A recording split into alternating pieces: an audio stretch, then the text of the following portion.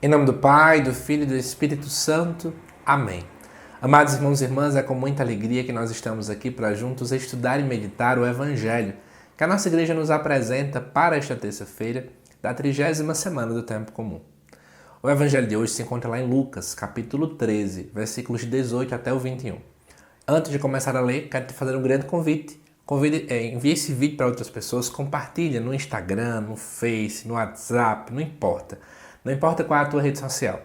Assim você está ajudando para que mais pessoas possam ter acesso a esse material daqui, tá certo? Vamos ver juntos o texto. Naquele tempo, Jesus dizia: "A que é semelhante o reino de Deus e com que poderei compará-lo? Ele é como a semente de mostarda, que um homem pega e atira no seu jardim. A semente cresce, torna-se uma grande árvore, e as aves do céu fazem ninhos nos seus ramos." Jesus disse ainda: "Com que poderei ainda comparar o reino de Deus? Ele é como o fermento que a mulher pega e mistura com 3 porções de farinha, até que tudo fique fermentado." Amados irmãos e irmãs, a gente está vendo aqui Jesus utilizando um recurso linguístico, podemos dizer assim, da técnica de comparação. Vou dar uma aula de português para vocês. Uma coisa é uma figura de linguagem que nós chamamos de metáfora. Que, por exemplo, eu digo assim: amor é fogo que arde sem se ver. O famoso verso de um poema. Aqui eu não digo amor é como um fogo, mas eu digo amor é fogo. Isso é metáfora. Quando eu utilizo essa partícula como, na verdade eu estou utilizando um recurso chamado comparação. E é isso que Jesus está fazendo aqui agora. Ele, na verdade, compara o reino de Deus com 2 realidades: com a semente de mostarda e com o fermento.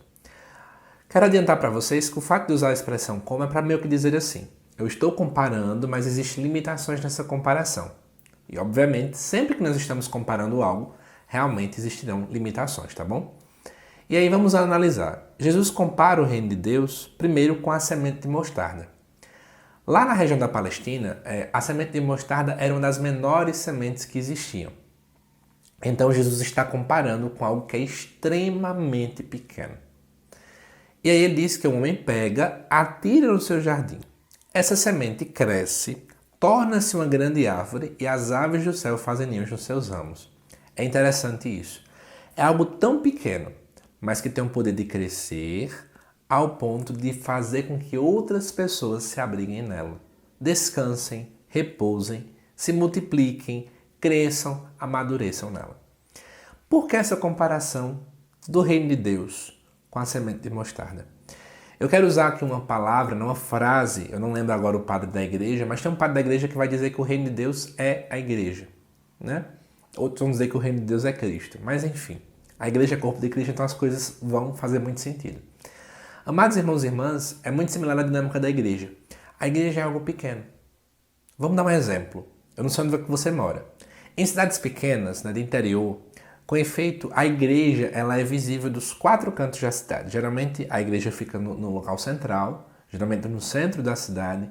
Em alguns locais ela inclusive fica em uma parte mais alta, porque essa é a estrutura de arquitetura mais antiga, onde a igreja estava no centro. Hoje o mundo mudou, infelizmente. Então, em uma cidade maior, a igreja não é vista dos 4 cantos. O sino não é escutado nos 4 cantos da cidade. As pessoas estão nem aí para a religiosidade. Vamos ser sinceros. Hoje em dia parece que é não igreja, mas Deus sim. E olha que tem gente que nem quer Deus mais, né? Então a situação piora. Então quando eu pego isso aqui, eu recordo. Às vezes a igreja é um mundo tão grande, com prédios altos, com muita modernidade tecnológica, com o corre-corre das pessoas. A igreja é similar a uma semente de mostarda. Pequena, esquecida. Parece que às vezes é até o quê? Tão pequena ao ponto de ser insignificante aos olhos do povo. Porém, aqui diz que o homem pega e atira no seu jardim.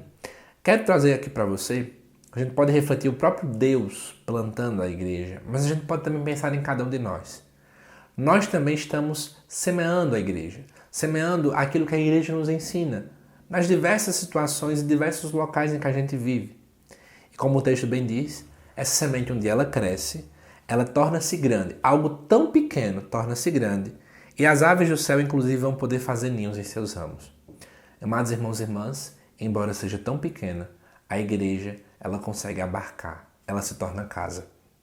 Antes de ir para o próximo texto, né, dentro do Evangelho ainda, eu quero só fazer essa reflexão, a igreja como casa. Só é capaz de fazer ninho quando a gente se sente em casa. Só é capaz de poder, de fato, querer gerar vida, construir uma família ali dentro, quando eu sinto que é casa. Já parou para refletir que a Igreja Católica é a minha casa e é a tua casa? Amados irmãos e irmãs, eu posso ir para qualquer lugar no mundo inteiro. Quando eu chego em Igreja Católica, eu digo, aqui é minha casa. Eu consigo enxergar, pode ser em qualquer idioma. Eu vou ver, eu vou olhar para o altar e vou saber o que é que acontece ali. Se eu olhar, por exemplo, alguém com vestimenta diferente, eu digo, epa, aquele dali é um padre, ou talvez um diácono, dependendo da vestimenta, ou um bispo. Então, note, não importa o idioma, não importa a cultura, não importa a religiosidade do povo daquele lugar, é minha casa do mesmo jeito. Eu posso passar quanto tempo for longe, é minha casa. Mas a gente não pode denegrir a imagem da igreja porque ela parece ser tão pequena como uma semente de mostarda. Não importa o tamanho. O que importa é que ela cresce e gera vida e é casa para outras pessoas. Mas vamos agora para a segunda comparação que Jesus faz. Mas antes, só comentando para vocês, aqui no início da descrição do vídeo tem um link de um formulário. Eu já vou contar para você a ideia, né? Estou aí para lançar um curso de introdução aos evangelhos. Vai ser um curso com poucas aulas, bem curto, mas está ajudando a ter um panorama geral de todos os evangelhos, dos 4 evangelhos da Sagrada Escritura. Você que tem interesse, já vou te adiantar como é que vai funcionar. Você vai preencher o formulário, não é inscrição, tá bom? É só para você colocar lá que tem interesse. Você vai me dar o seu dado de contato, eu vou entrar em contato com você pelo WhatsApp. E aí, semana que vem, provavelmente, já vamos estar com a pré-venda lançada, que vai ser um valor mais em conta ainda do que vai ser o valor normal do curso. Já vou te adiantando, vai ser menos de R$50. Então, você que inclusive colocar lá seu nome, eu vou entrar em contato com você e você em primeira mão vai ter acesso a essas primeiras inscrições.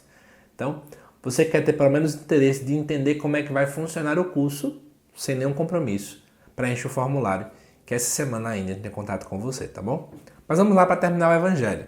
Depois Jesus compara ainda o reino de Deus com outra coisa, com o fermento. Que a mulher pega e mistura com 3 porções de farinha até que tudo fique fermentado.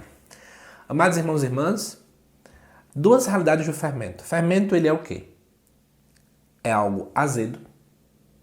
O fermento parece que ele não tem funcionalidade alguma, mas ele só funciona estando em outra coisa. Essa é a sua razão de existir. Ele precisa estar misturado. A igreja, ela precisa estar em contato com o mundo. É preciso estar em contato com as mazelas do ser humano, com as dores do ser humano, com as inquietudes do ser humano. E uma outra coisa é que às vezes parece que a igreja está escondida, ninguém vê, né? A gente vai comendo um bolo, ninguém lembra que tem fermento para fazer o bolo inchar. Então, na verdade, às vezes é como se a gente sentisse que tem essa dinâmica da igreja, né? Ela é algo vital, é algo que gera vida, mas pouca gente consegue ver a sua real importância. Isso acontece também conosco no aspecto de liderança, né? Quantas e quantas vezes você vê alguém que cresceu, mas não dá o devido valor a quem um dia catequizou aquela pessoa. Mas faz parte essa dinâmica do reino, né? Escondido, mas gerando vida. Que a gente possa colocar isso na nossa cabeça. Muitas vezes eu vou estar escondido, mas meu papel, minha missão é gerar vida, mesmo escondido. Espero que você tenha gostado desse estudo, desta reflexão. Não esqueça de compartilhar com outras pessoas. Eu te aguardo nos próximos vídeos aqui do canal. Até mais!